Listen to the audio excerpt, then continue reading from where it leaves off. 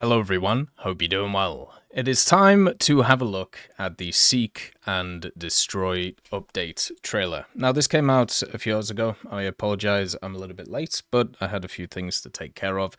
Just to kind of let you know what's going to be happening over the next few days. Since we got the update trailer, we're probably going to get a live stream tomorrow of the dev sneak peeks and then probably the dev stream afterwards. Now, you're watching this on YouTube. I'm also going to be streaming on YouTube. So we're going to be multi-streaming on Twitch and YouTube. So if you want to see any of the new content, check out the stream tomorrow. So we're going to go through the update trailer. We're going to see what's there and see what is new. Seek and Destroy is an interesting update name. One of the things that was kind of leaked a little bit ago was a bunch of 3D models for larger radar systems and also larger SAM sites. And what you see before you is, well, at least maybe that. You can see there in the front we have some Shigglers, or basically ZSU 23-4Ms, which are the Shilkers with access to the Igglers on the back. You can actually see them here and also here. And then, of course, some big old missile systems in the center, which were also in that other trailer we saw from the mobile game. We obviously had a radar system here, and the Grads, the good old BM-21s, I believe. They might be something else, though, but these are rocket kind of firing trucks. So that is what we see, even in just the first scene, which is just crazy. I hope that they actually end up adding stuff like this into the game. I thought we were just going to have the Fox 3 stuff, but once again, you can see here. And also, something that's kind of cool is, of course, all the writing that's around the place. So you can see here, AGM-114K Hellfire in the business. I know a lot of people have wanted more modernized Hellfires, and that may come in the future. But of course, they simply start leaking things in this setup. By the way, I can't play the music in this one, but I highly recommend watching this for yourself so you can see everything.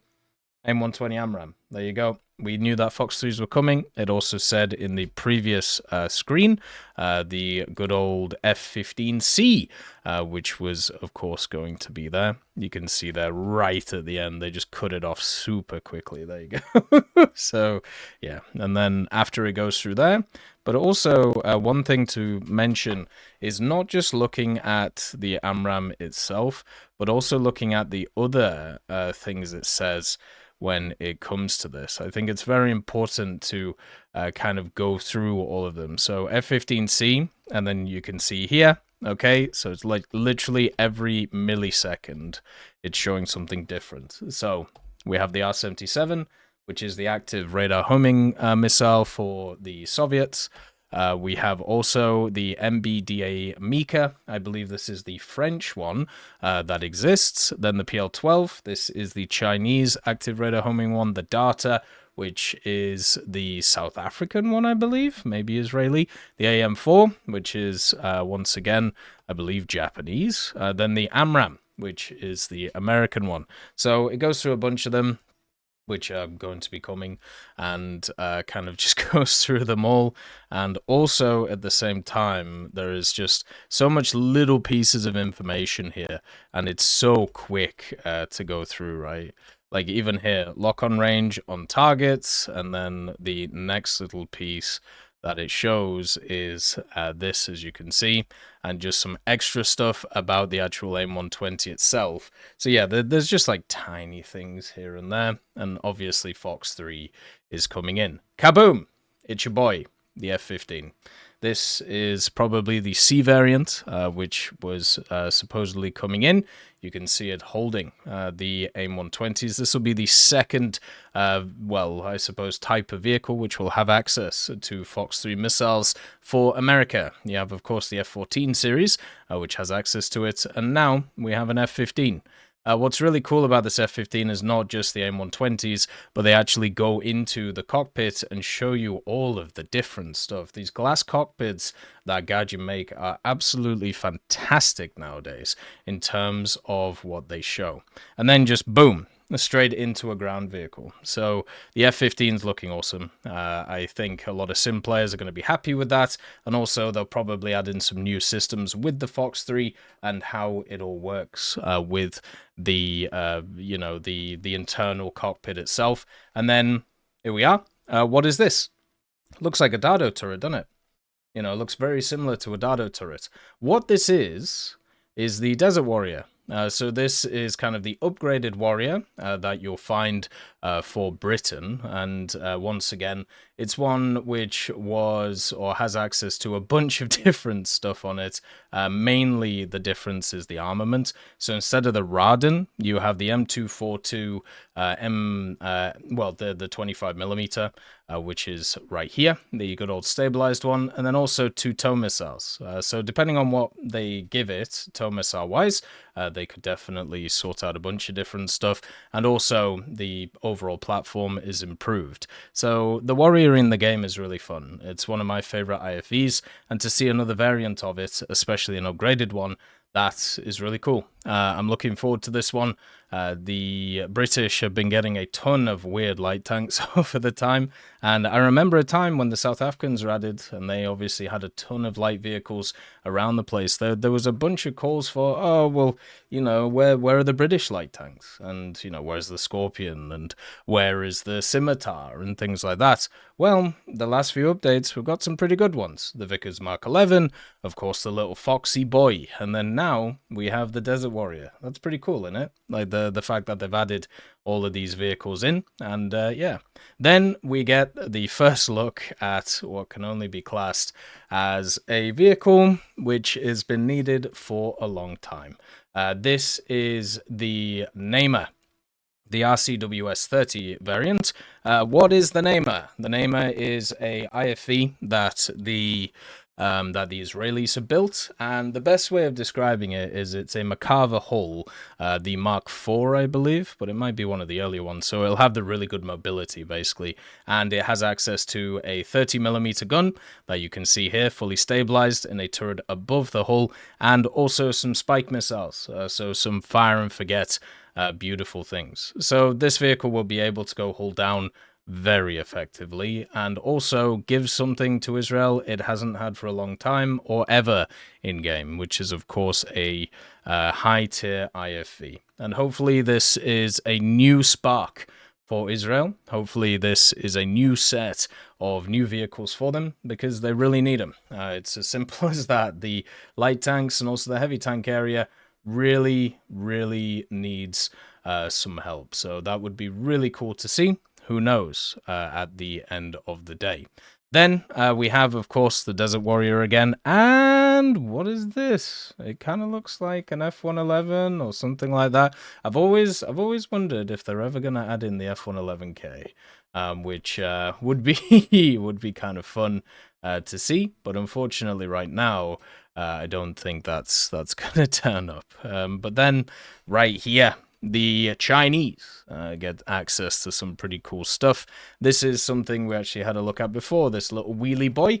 This is the ZSL-92, and it is a 6-wheeled vehicle. Doesn't have a crazy powerful engine, but it's good enough. The chassis is very similar to the PTL-02 that we already have in the game. You may know the PTL-02 and also the Huama, the WMA-301, but the difference is this has an autocannon on the top of it, so it'd be more like mid-tier, scouty, high mobility, low survivability kind of deal. And then in the background, up here is a new J11. So the standard J11 was pretty much just built from Soviet kind of kits that was sent to China to put together. That's why if you have a look at the J11 in the game, it's very similar to the Su-27.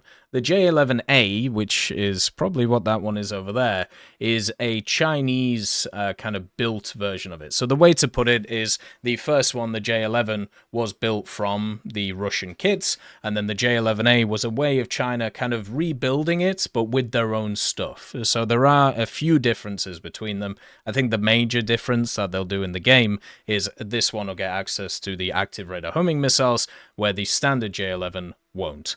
I'll be very surprised if that's different. And then you have a tiny boy. It's good old Sweden once again. I like how in this one they're kind of going through by like different nations. What is this? Well, this is the USH, the USH-204 GK. And you know how we have the USH in the game with the crazy like rocket turret?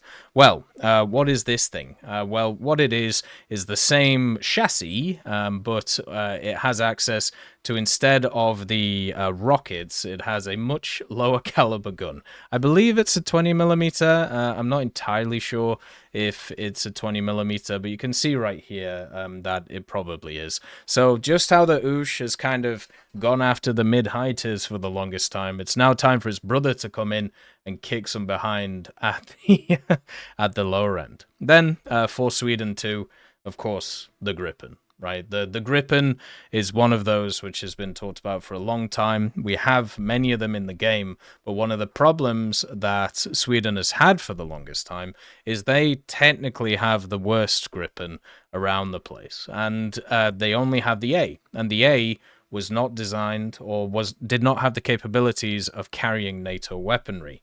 So this has to be the Gripen C. The Gripen C was just the Gripen which was given access to being able to carry, NATO weaponry, and you can see here, AMRAAMs. So this will be a new variant of the Swedish Gripen, just like how pretty much every other nation, like F-15C, Su-27SM, J-11A, Gripen C, it's all just additional variants on top of the vehicles that you already have. And that really shouldn't be too surprising, right? Then you got the little boy firing the gun, which is always good. And then once again on the Gripen, you can kind of see a missile here. Not entirely sure what that is. I'm sure somebody else who's better with missiles. For me, it kind of looks like a magic, but I would be very surprised if it was a magic. Ooh, maybe it is. Never mind. This isn't the Gripen. This is the MiG-21. Wow, this is the MiG-21 UPG. Maybe it does have access to magics. Wow, that would be kind of interesting. So, if you don't know what this is, imagine you take a MiG-21 and you go, okay, we've had this for many years. It's kind of just collecting dust, and we want to upgrade. But it costs quite a lot of money to upgrade, right? Like, you gotta get a ton of funds. Why don't we try and just upgrade the old stuff? And that's exactly what the MiG-21 UPG is. This is a Indian MiG-21 that is probably going to go to the British tech tree, and it just has access to very modern missiles and also a very modern radar. So this is very similar to, like, for example, the F4 for Germany, the F4F ICE, which many people have talked about. This one is kind of the Indian version. So if it goes into the British tree, just like the Bishma, it will have a pretty decent impact and also be quite nice to see. The only issue I see with this thing is the amount of hard points that it has access to. You can see like the two big ones here. I'm hoping that it has more hard points. You can see here that there may be some too. So yeah, the weaponry it gets access to will be interesting. Then of course, it's the Benelux boys, isn't it? So we've talked about Benelux previously. What is Benelux? Belgium, Netherlands, Luxembourg. Those are the three countries that are part of the Benelux setup. And you can see here a bunch of vehicles that are coming in for them. So, for example, if we go kind of from top to bottom, right to left, you have the Fokker G1. Fokker G1 is a Dutch vehicle. It's really cool and has a really interesting kind of turret design. It's, I suppose, depending on what variants of the Fokker they put in, it's kind of like a fighter bomber. It was really, really good for the time it came out. It actually came out in the 30s instead of the 40s and was a lot better than many of the other machines that you could find around the place. But this might be the G1A, which is a better variant of it. The biggest difference between the different variants of the Fokker are usually the engines. So we'll have to see which engines are part of it. So that is a really cool aircraft. I'm looking forward to that. The next one, which is next to it, is the Firefly. This is the Mark IV Firefly, so I believe it might be slightly different to the one in the British tech tree. The Firefly is one of those which isn't really in a good place in the game, but hey-ho, it's another one. Next to that, of course, is a Hunter F6, so I hope you really enjoy using SRAMs, because you'll now be able to use them in 2 separate versions of the Hunter F6. Then you have a Spitfire. This is the FR Mark 15E. So it's the clipped wing Gripen Spit. This one will be very fun to play, highly maneuverable, and also that Gripen engine just giving it a lot of punch. So that will be fantastic. And then, of course, on the end, you have another British aircraft, the Gladiator has turned up. So that is the top row, most of it being British, apart from the Fokker on the end, but all pretty fun aircraft, apart from the Hunter, which will be a bit rough. What is cool to see from this is it's obviously going to start to rank 1 this subtech tree, which is what we want to see. On the bottom row, 2 F-16s, you know, it's the F-16A and also the F-16AM. They should probably be slightly different, probably to do with like weaponry and stuff like that. I'm not entirely sure the difference between them. There's also an F-104G there, so depending on if it's more similar to the German one or the Italian one, you're looking at countermeasures and AIM-9Js. The F-104G is in a pretty decent place. It's quite fun. You've got the Mirage 5BA, which is the Belgium Mirage, which we've talked about previously. The big difference between this Mirage and, well, this one right here, the big difference between this Mirage and other Mirages, like the Mirage 5, which is what it's based on, it does, or should, I should say, have countermeasures and also have access to standard sidewinders.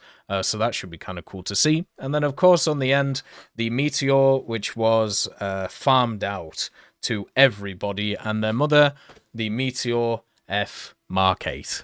So this is just one which is every time there's going to be like a nation added, which was, you know, which imported stuff from Britain, they're all going to have this vehicle. The Mark 8 was one of those which was just straight farmed out to everybody, just like the Gladiator.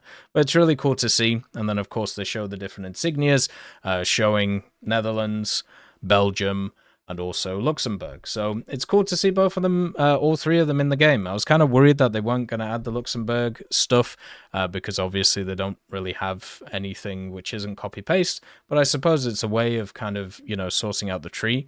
What is interesting is, you know, obviously, oh, there you go. So it does have the 4 missiles, so it's it's very similar to the German one then. So that's cool. I think also you can see the countermeasures there too. So yeah, 4 AIM-9Js is probably going to be its lineup. Then you can see it just smashing a MiG out the air. Look at this matchmaking. Oh, it's a GDR MiG as well. God damn. So that's the Lim 5P. What a weird setup. And then of course the Firefly with the rockets on it should be a nice little CAS vehicle. You can see here bombs on the good old F-16, and then the Mirage, which is a beautiful plane, by the way. The Mirage is just a fantastically wonderful one with some big old drop tanks, but nothing else. So we'll have to see what ordnance this thing is going to have going forward. It's really cool to see, though. You can see here the kind of turret on the back. This one, if they get this turret right, it should be able to rotate kind of 360 degrees, which will be really cool because I think that'll be the first turret in the game that can do that. And then also the main thing about the Fokker is the amount of firepower it has in the front is really cool as well. Then once again the J11 with a cool camo, annihilating ground forces as we go, and then also a big old missile, which is there too. So a lot of really cool things to see from this, including, oh, hello. So we just had the Desert Warrior there, just firing the gun, but our boy on the back of the Condor 2 is here. So it looks like, yeah, you will be able to use the Strellas. There has been a lot of chat about how will the Strellas work in the game, because the vast majority of vehicles you'll face will obviously be propeller aircraft, and if you have a look at the Strellas we already have, they are technically IR guided. So we'll have to see what goes on with it, but it's nice to see it here on the new map as well that we saw earlier. You can see the good old volcano. There's going to be 3 of these volcanoes, four of the volcanoes which will be on the map. So that'll be cool to see. And then some big missiles too, wandering about the place, having a good time as well. So just so many new missiles, so many new things. You can see there the AMRAM being fired too. A poor Su-22 or Su-17, I think Su-22 just getting creamed, which is just sad. That's just kind of showing the state of a lot of those vehicles, and then just, wandering around. It might be the J-11B, actually, which is around the place. Is this the Namer? I think it is the Namer. Let's just see what he's blowing up right now. Because I didn't actually look at that before. Oh, it's just a BMP-3. Nothing. It's all fine. But yeah, this is the Namer, which is going to be brought in. Kabooming a bunch of the artillery things, and this machine is something that we haven't seen previously, and it's moving at such a thing. It's kind of hard to actually see it, but this vehicle here is a Soviet coastal boat. This wasn't on the leak list, surprisingly, but what it is the Project 11451, and this vehicle has access to a 76mm AK 176, I believe it is, yeah, which is on the front here. This is something that we see on a lot of these general vessels. It also has access to a 30mm with 3,000 rounds, and then also some torpedoes, and technically a Strela as well on the back. So we'll have to see if it's all set up. But you can see the gun here and the torpedo tubes. It has 4 on each side, so it actually has a bunch of them here. But yeah, it should also have Strelas on it too. So this will just be another very high-tier coastal Soviet boat which you'll use, because it will be very powerful, as they all are. And maybe it'll get the Strela. There's the Namer again, and the MiG-21, and the end. So there's a lot of information here. Some of it new, some of it old. But I think the main thing to kind of go through is this trailer, obviously, is once again very good. The trailers which have a lot of vehicles in it are always really cool to see, always really cool to look at. I'm always pumped for things like that. I think it's really cool. And I knew in this update, obviously they have the Fox 3, obviously they're trying to market it a lot, but it's really nice to see that a lot of other areas of the game are also getting a bunch done to them. We're getting some IFEs that were really needed. We're getting a bunch of aircraft, which will be really fun, and then also even some mid to low tier stuff, which will be great too. So this update's looking really nice. I'm really looking forward to the dev server, which will probably happen on this weekend, and also all the Benelux stuff, and the dev sneak peek. Hopefully you guys enjoyed the trailer, and as always, I hope you have a wonderful day, and I'll see you next time.